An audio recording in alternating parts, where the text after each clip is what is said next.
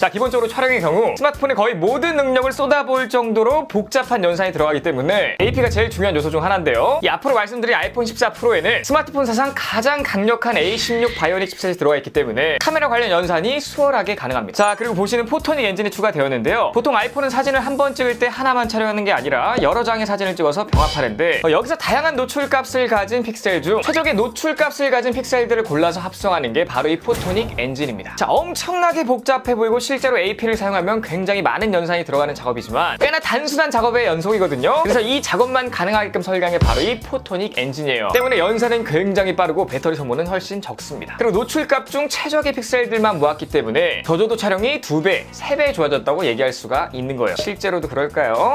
아닌 것 같은데. 자, 그리고 이 사진들을 알아보기 앞서서 이 많은 분들이 모르시는 이 화소. MR용 화소가 높으면 화질이 좋은 거 아니야? 땡! 틀렸습니다. 이 화질이란 굉장히 종합적인 요소예요. 렌즈부터 시작해서 조리개, 화소, 센서 크기, 프로세싱 등등 모든 걸 종합해서 주관적으로 판단하는 게 이 화질이라고 하는 건데요. 그래서 화소가 높으면 장땡이다? 틀렸어요. 보통은 화소가 높아지면요, 그걸 받아들이는 이미지 센서도 같이 커져야 하는데 그렇기 때문에 이번 아이폰 14 프로에는 아이폰 13 프로 대비 센서 크기가 무려 65%나 증가했습니다. 자, 예를 들어서 요만한 센서에다가 점을 막 이렇게 1200만 개를 찍던, 여기다가 4800만 개를 찍던, 여기서 받아들일 수 있는 빛의 양은 한정적이기 때문에 오히려 이 좁은 공간에 화소만 많아지면 화소 안에 간섭이 생기고요, 노이즈가 생기기 때문에 전체적인 화질은 더 안 좋아질 수가 있습니다. 하지만 이미지 센서도 같이 키우면 받아들이는 양의 빛도 많아지기 때문에 당연히 훨씬 더 좋을 수밖에 없어요. 그래서 점점 더 아이폰의 이 카메라 부분 크기 있잖아요, 요게 커진 겁니다. 왜냐? 요게 커져야 그 안에 있는 이미지 센서도 같이 커지기 때문이에요. 자, 아이폰 XS랑 비교해보면 센서 크기가 얼마나 커졌을지 감이 오시죠? 굉장히 카메라가 좋아지긴 했어요. 만큼 커졌지만요. 자, 그래서 화소란 영어로 표현하면 픽셀인데요. 같은 사진을 찍었을 때 4800만 화소면 요 안에 4800만 개의 픽셀들이 있는 거고요. 1200만 화소면 요 안에 1200만 개의 픽셀이 있는 겁니다. 자, 그래서 같은 사진을 찍었을 때 그냥 보면 차이를 알 수가 없지만 확대를 해서 보면 더욱 선명한 게 화소가 높은 사진이에요. 자, 그리고 이번에 재미있는 게 아이폰에서 들어간 이 두배줌 카메라거든요. 실제로 보시면 3개의 물리적인 카메라가 있는데 요 아래 옵션을 보시면 총 4개의 카메라가 있어요. 자, 이건 어떻게 한 거냐? 이미지 센서가 커지고 화소수가 높아졌기 때문에 이 4800만 화소에서 1200만 화소만큼만 크롭한 겁니다. 그럼 2배줌 정도가 나와요. 실제로는 디지털 줌이라고 생각하시면 편하고요. 그래서 이거를 제가 13 프로와 14 프로의 2배줌, 화소는 똑같기 때문에 이따 품질이 어떤지 한번 보여드리도록 하겠습니다. 자, 그리고 조리개에서도 잠깐만 말씀드릴 건데요. 조리개란 빛의 양을 조절하는 부분이에요. 사람 눈으로 치면 홍채입니다. 어두운 곳에 가면 홍채가 넓어지고요, 밝은 곳에 가면 홍채가 작아지죠. 렌즈도 똑같이 움직여요. 그래서 보통 카메라 렌즈의 경우 조리개 값이 낮을수록 비싼데요, 한마디로 빛을 더 많이 받을 수 있는 게 비싸다는 말입니다. 자, 조리개 값은 보통 F로 표기하고요, 뒤에 숫자가 따라오는데 F 뒤에 오는 숫자들 보면 보통은 1.4, 2 이런 식으로 나와 있는 걸 알 수 있어요. 이 숫자의 의미는 무엇일까요? 당연히 1이 기준인데요, F1.0은 빛이 100% 들어온다는 거고 F1.4 같은 경우에는 빛이 40% 들어오는 땡입니다.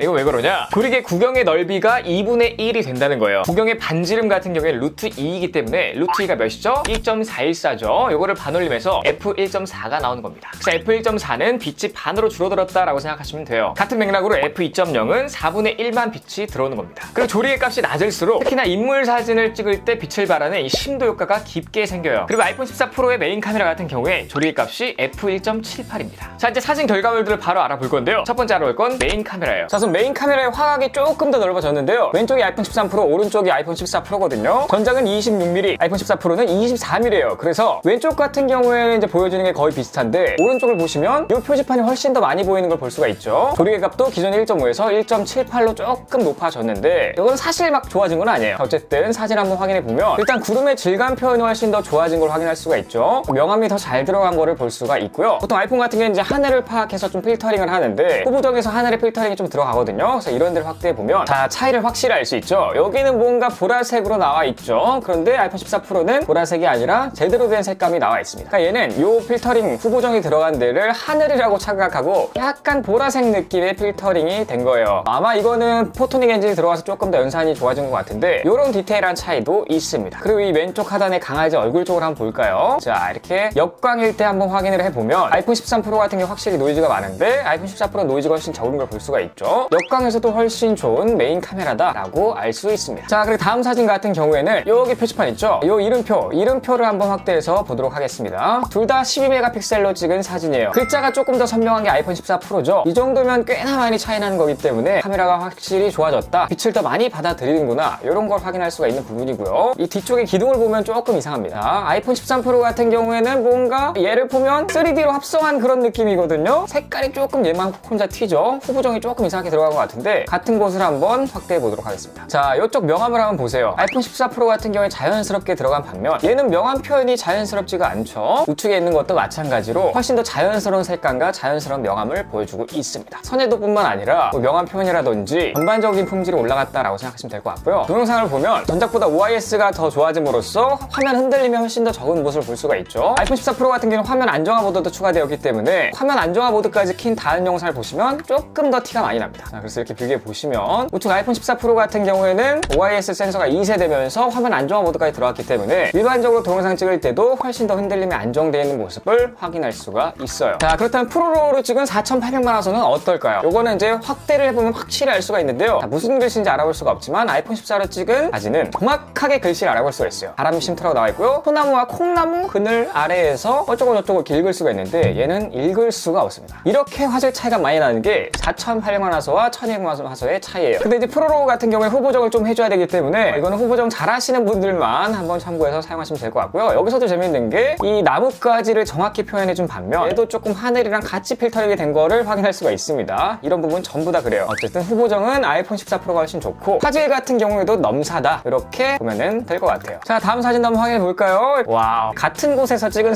사진이라고는 믿기 힘들 정도로 화질 차이가 많이 나는 걸 확인할 수가 있습니다. 어쨌든 메인 카메라의 업그레이드는 정말 놀라운 수준이에요. 그리고 색감을 보시면 뭔가 조금 아이폰 14 프로가 살짝 조금 누런 느낌? 큰 차이는 안 납니다. 다음은 야간에서 찍은 사진인데요. 야간 같은 경우에 아이폰 14 프로 메인 카메라가 2배 더 좋아졌다고 했거든요. 실제로 그런지 확인해 보도록 하겠습니다. 딱 봤을 때 큰 차이가 없지만 이 아래쪽 한번 확대해 볼까요? 둘 다 1200만 화소로 찍은 거고요. 빛을 더 많이 받았다는 걸 알 수 있는 부분이 이런 나뭇잎 결 표현이에요. 훨씬 더 디테일하게 잡아주는 모습 그리고 질감 표현이 더 잘 돼 있죠. 이런 부분만 보더라도 아이폰 13 프로보다는 아이폰 14 프로의 저조도 촬영 능력이 더 좋다라고 알 수 있는 부분이고요. 이런 조명 같은 데를 확대해 보면 이렇게 빛이 퍼지는 느낌을 조금 더 디테일하게 잡아내고요. 이런 거미줄 같은 표현도 더 좋아요. 그런데 여기서 보실 게 고스트 현상입니다. 전작도 심했는데 이 아이폰 14 프로가 더 심해진 것 같기도. 어쨌든 똑같이 있고요. 그냥 둘 다 심합니다. 자, 여기 같은 경우에도 이쪽 부분을 확대해 보면 훨씬 더 이 결감 표현이 좋은 거를 확인할 수가 있기 때문에 솔직히 2배 정도 좋아진 느낌은 아니고요. 한 30% 정도는 개선되지 않았나 그렇게 생각을 합니다. 저조도에서 찍은 영상인데 구름 표현이 14 프로 같은 게 조금 더 좋은데 큰 차이는 없어요. 자, 그리고 굉장히 어두운 부분을 촬영하고 있는데 아이폰 14 프로가 훨씬 더 많이 보여주는 모습 이런 부분을 확인하시면 좋을 것 같습니다. 어쨌든 야간 촬영 능력이 굉장히 좋아지긴 했으나 2배까지는 아니다. 그렇다면 야간에서 찍은 1200만 화소와 4800만 화소의 차이는 어떨까요? 자, 이런 무늬를 조금 더 확대해 볼까요? 아이폰 14 프로가 훨씬 더 선명하고 13 프로는 덜 선명해요. 픽셀들이 막 깨져가지고 나와 있는 부분이 있는데 여기는 조금 부드럽게 훨씬 더 직선으로 표현하는 걸 보여줄 수가 있죠. 이것도 이제 S1이라는 글자를 대충 알아볼 수 있을 것 같은데 얘는 절대로 알아볼 수가 없습니다. 자, 그리고 이 어두운 부분을 확대를 해보면 노이즈가 훨씬 많이 껴있지만 뭔가 조금 보이는데 얘는 보이지가 않죠. 이건 프로 사진이기 때문에 후보정을 통해서 확인할 수가 있을 거예요. 자, 다음으로는 새롭게 생긴 주간 2배 카메라인데요. 일단 아이폰 14 프로 같은 경우에는 멀리서 2배 카메라를 찍었고 같은 앵글로 찍기 위해서 아이폰 13 프로는 조금 더 가까이 가서 찍었습니다. 똑같은 앵글을 똑같이 12메가픽셀로 찍은 거기 때문에 화질 비교를 해보시면 될 것 같은데 이렇게 봤을 땐 큰 차이가 없거든요. 그런데 글자 확대를 해보면 석촌동 제5호분 잘 보이죠? 얘도 석촌동 제5호분 보이긴 하지만 아이폰 13 프로가 훨씬 더 화질이 좋고 선명한 거를 확인할 수가 있습니다. 자, 조금 더 확대해 볼까요? 자, 이런 부분 보면 얘는 이제 좀 픽셀들이 보이는 반면 그나마 좀 직선으로 보이거든요. 그러니까 똑같은 1200만 화소여도 아이폰 13 프로의 1200만 화소가 훨씬 좋다. 자, 다음으로 주간 3배 카메라로 찍은 사진인데요. 15배까지 땡긴 다음에 찍은 사진입니다. 그래서 이렇게 한번 확대를 해보면 이런 느낌이거든요. 요거 같은 경우에는 아이폰 14 프로가 조금 더 선명한 걸 확인할 수가 있죠. 근데 색감은 조금 더 누래요. 자, 이 사진 같은 경우에는 어떨까요? 자, 저는 이 하늘 표현 여기에 조금 집중을 해봤는데 솔직히 색감 차이 말고는 큰 차이를 느낄 수가 없습니다. 자, 다음 사진 월드타워 꼭대기를 한번 확대를 해보면요. 뭐가 더 선명할까요? 여러분이 맞춰보세요. 비슷합니다. 큰 차이는 없지만 아이폰 14 프로가 조금 더 선명하거든요. 요런 이제 격자 모양들이 조금 더 잘 보이기 때문에 막 드라마틱한 차이는 없지만 10% 요 정도의 개선이 있다. 그리고 3배줌 카메라로 찍은 동영상인데 13 프로의 3배줌 카메라가 안쪽에 좀 나갔나봐요. 어쨌든 그건 참고해 주시고 솔직히 동영상 차이도 별로 없습니다.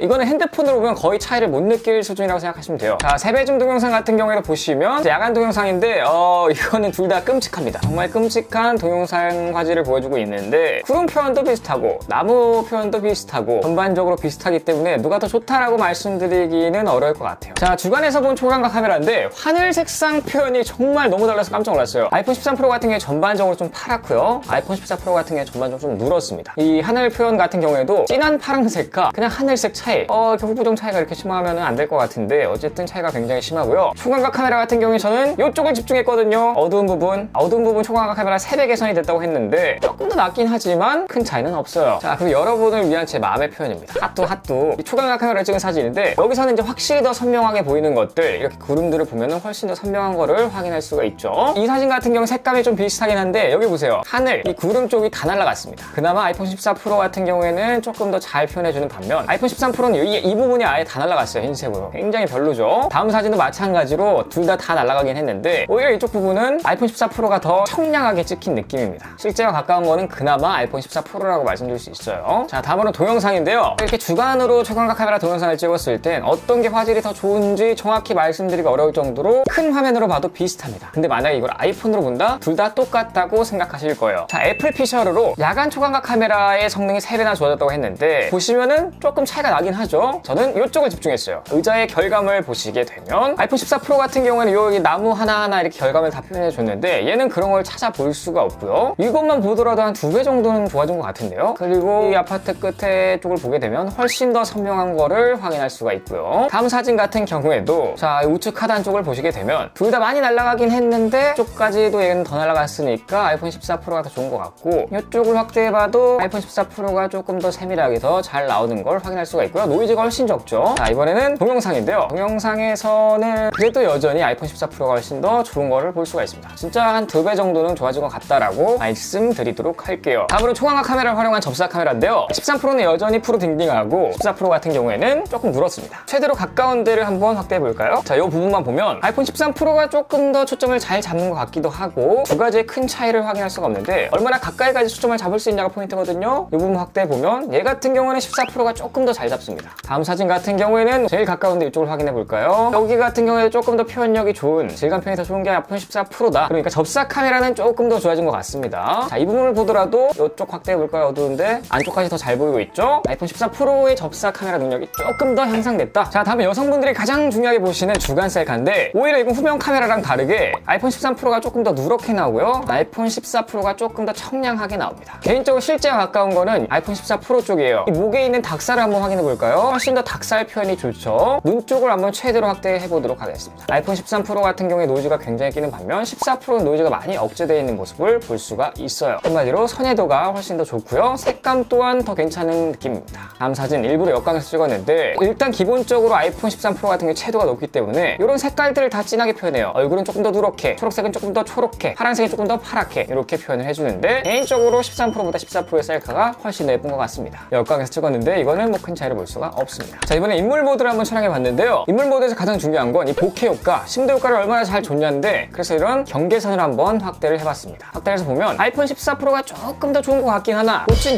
개찐이죠. 이 귀 부분은 다 날아갔고 아이폰 13 프로의 귀 부분도 다 날아갔습니다. 다음 사진을 보더라도 얘는 귀 쪽 다 날아갔고요. 얘는 귀 쪽이 조금 더 날아갔네요. 13 프로가 더 괜찮은 건가 싶은데 아무래도 센서 크기가 커져가지고 화질이 더 좋은 거는 아이폰 14 프로 쪽이네요. 여전히 얘는 채도가 높고요. 얘는 채도가 낮습니다. 자, 이렇게 보시게 되면 뒷배경 날리는 수준이 거의 비슷하기 때문에 인물 모드는 발전이 딱히 없다. 자, 야간 노이즈 성능도 2배나 좋아졌다고 했는데 야간 셀카는 어떨까요? 확대를 해보면 노이즈 낀 거를 볼 수가 있는데 오히려 아이폰 14 프로 쪽의 노이즈가 훨씬 심한 걸 보실 수가 있죠. 뭔가 이상하니까 다음 사진을 보도록 하겠습니다. 스포티파이 로고 쪽을 한번 확인해 보면 이쪽이 더 별로인 것 같은데요. 자, 이 사진 한번 볼까요? 자, 여기도 눈 쪽을 한번 확대를 해보도록 하겠습니다. 이 사진 같은 경우에는 훨씬 아이폰 14 프로 쪽이 더 좋네요. 그러니까 잘만 찍으면 아이폰 14 프로의 전면 카메라가 더 좋을 수밖에 없습니다. 이런 역광 표현, 나뭇가지를 한번 볼까요? 이런 것도 훨씬 선명하죠. 소음 표현이 훨씬 더 좋은 게 아이폰 14 프로 쪽이기 때문에 전면 카메라 성능도 좋아졌다. 전면 카메라 동영상은 어떨까요? 아이폰 14 프로 쪽이 훨씬 더 밝게 찍히는 거를 확인할 수가 있어요. 13 프로 같은 경우에 사람 얼굴이 잘 안 보이는 반면 14 프로는 윤곽까지 다 보이죠. 요것 또한 2배까지는 아니더라도 한 50% 이상 정도는 좋아진 것 같은데요. 자, 그리고 이번에 새롭게 들어간 액션 모드인데요. 우와, 똑같이 마운트를 하고 촬영을 한 건데 화면 떨림을 기가 막히게 잡아주고요. 13 프로 보면 진짜 난장판이거든요. 근데 14 프로는 이게 뭐야? 이 정도면 액션캠에 짐벌까지 착용한 그런 느낌의 떨림 방지인데요. 엄청난 성능을 보여주고요. 화질도 막 그렇게 그렇게 안 좋지는 않습니다. 하지만 중요한 건 야간이죠. 야간 같은 경우에도 흔들림을 많이 잡아주지만 안 보여요. 무슨 뭐 동굴 속으로 들어가는 느낌? 이거 같은 경우에 초광각 카메라를 크롭해서 촬영한 거기 때문에 메인 카메라의 초광각 카메라의 싸움이라고 생각하시면 되고요. 야간에는 안 쓰시는 걸 추천드리도록 할게요. 자, 오늘 이렇게 아이폰 13 프로와 14 프로 카메라의 차이점에 대해서 한번 말씀드렸는데요. 메인 카메라 같은 경우에 센서가 커지고 화소수도 높아졌기 때문에 프로 로우로 찍으면 드라마틱한 차이를 확인할 수가 있고요. 일반 모드로 찍어도 더 밝고 더 선명하게 사진 품질이 굉장히 좋았습니다. 근데 두배줌 같은 경우에는 그냥 말장난 수준의 옵션이라고 생각하시면 될 것 같고요. 그래도 뭔가 추가적으로 카메라가 하나 더 생겨서 기분은 좋습니다. 세배줌의 경우 이제 전작과는 큰 차이가 없기 때문에 가장 덜 업그레이드된 카메라다라고 이제 말씀드리면 될 것 같고요. 초광각 카메라도 저조도 촬영이 3배까지는 아니더라도 한 2배 정도는 좋아진 느낌이기 때문에 이것도 큰 업그레이드다라고 생각할 수가 있습니다. 자, 이 물리적인 카메라 크기가 더 커졌기 때문에 전작과는 카메라 차이가 얼마나 날지 굉장히 궁금했는데 기대가 커서인지 조금 실망스러운 결과긴 해요. 사실 이 똑같이 찍은 사진을 아이폰으로만 비교하게 되면 솔직히 별 차이가 없습니다. 하지만 이거는 스마트폰 카메라가 발전할 만큼 발전했기 때문에 그런 거라서 조금 이해는 되고요. 어쨌든 카메라 성능이 궁금하셨던 제 구독자 여러분들은 이 영상에 큰 도움이 됐으면 좋겠습니다. 자, 오늘 영상 여기까지고요. 제 영상에 조금이라도 도움이 되셨거나 유익했다고 생각하신다면 여기까지 즐거운 시간 되시면